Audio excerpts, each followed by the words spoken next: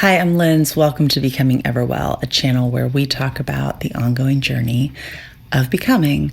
In today's life learning episode for Midlife You, we're talking about when anticipation becomes the plot line.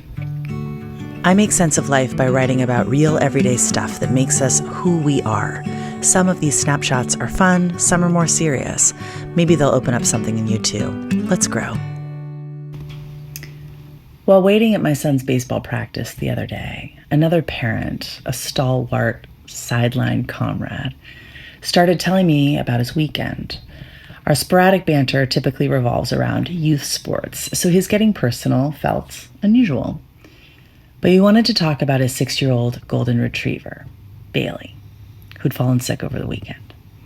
Terribly sick. Her dramatic decline placed them in the emergency vet, where a crucial organ's total failure within 24 hours led to her untimely passing. He remarked that most people say they have the best dog, but really, she was the best dog. Impressively well-behaved, an intuitive companion, a total love. I'm a dog person. I'm not sure if he'd known this, but I asked if I could see a picture of Bailey. He scrolled through his phone and shared many. Family scenes with Bailey in the center, Bailey snuggled up on the couch, Bailey wide-mouthed, panting and happy on a hike. I asked how he was doing, which choked him up. He was crushed. He talked about his beloved pet for a solid half hour as we waited for our boys. And the sentiments that he kept revisiting were those of disbelief and dissatisfaction at the swiftness of her demise. There had been no time to process the facts, no anticipation for this change, no adequate window for a proper goodbye. My thoughts jumped to my sweet dog, Sunshine. We call her Sunny. I recently wrote about her sudden blindness due to her brain tumor. You can check out the episode called The Blindness to learn more about it, which has dramatically shifted our family dynamic. But despite her condition, her spirits are high, her body seems otherwise well, and her darling personality is intact. Her blindness has made my family acutely aware of her mortality. We acknowledge that this brain tumor will eventually lead to debilitating symptoms, which will cause her death. But also we have this window of time that Bailey's family wasn't afforded to channel our love, be present in comforting her, receive her affection, and enjoy our shared existence. In a sense, we're waiting for the other symptoms to arrive, waiting for the worst news, waiting for the debilitating turn where our family will lose her, because we know this story's inevitable plotline.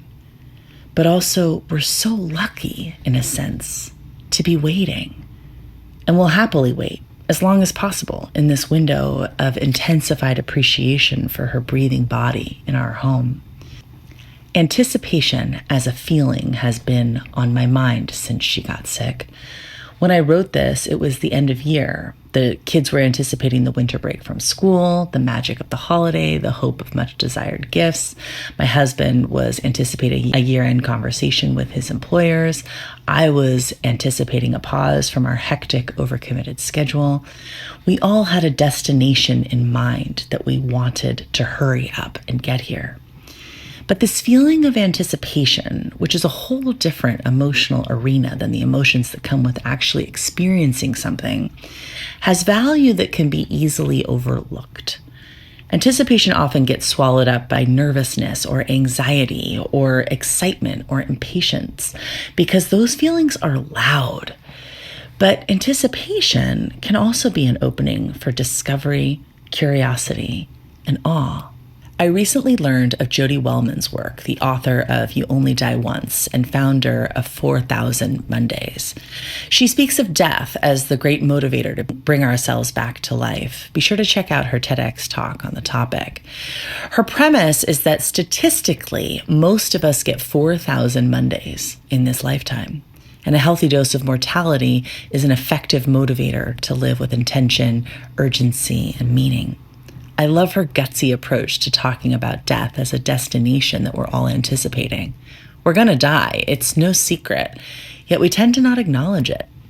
And Wellman's enduring question is, What will you do with your life in anticipation of your death? It's a blunt question, but one that we ought to toil with regularly to ensure a healthy consciousness about maximizing this one life. Wellman's message is about making the most out of anticipation because we seem to be more motivated to live fully and find life's treasures as we anticipate unwanted changes that await us. For instance, as I'm waiting for Sunny's symptoms to amplify, I'm overcome with fascination as I observe her navigate the world as a sightless creature. I spoke about how she's leaning into trust in the blindness, and more recently, I'm moved by how she seems to realize that she's more content to wait for help than to keep crashing into things. She's also more content being true to her nature. Sunshine is inherently a mellow creature who's happy to sleep most of the day. Teddy, our other dog, however, is a pushy, amped-up fellow who goes everywhere his humans go. You can't tell right now, but he really is quite rude. Before Sunny's blindness, she would accompany Teddy every time he jumped to action, because I think she felt obliged to follow her alpha brother. But now, in her blindness, as Teddy trots off to do his thing, Sunshine stays put, curled up, unaffected by his neuroses. Rather, she rests until she's ready to get up. Then she calmly waits for the sensation of a leash around her neck, and only then will she jump down from the bed or descend the stairs or trace her familiar path into the backyard where she does her business. It's a marvel.